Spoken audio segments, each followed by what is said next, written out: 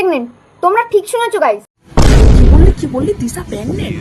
Pregnant কেন? টুনটুনি নামে একটা জিনিস আছে, টুনটুনি নামে, আশা করে ভালো করে জানবে।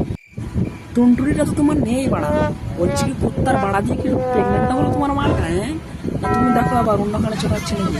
বলতে হচ্ছে বাড়া, ছোট ছেলে পেলে বাড়া মাথায় চড়ে বাড়া নাচানাচি করছে আমাদের।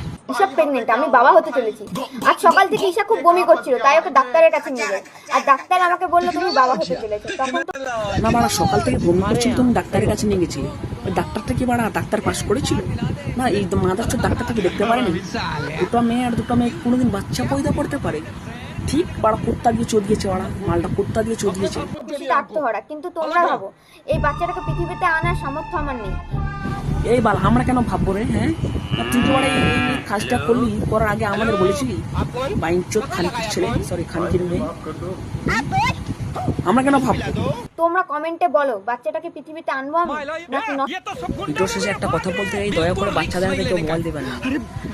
যেরকম ধরো আমার বাবা আমাকে মোবাইল দিয়েছে, আমি বড় ঠান্ডা চলা হয়ে গেছি, সেটাই বলছি, বাচ্চাদের হাতে কেউ মোবাইল দেবে না। এই মালটা কুত্তা দিয়ে চোদ গেছে, যা পারো তা আমার করে নিও।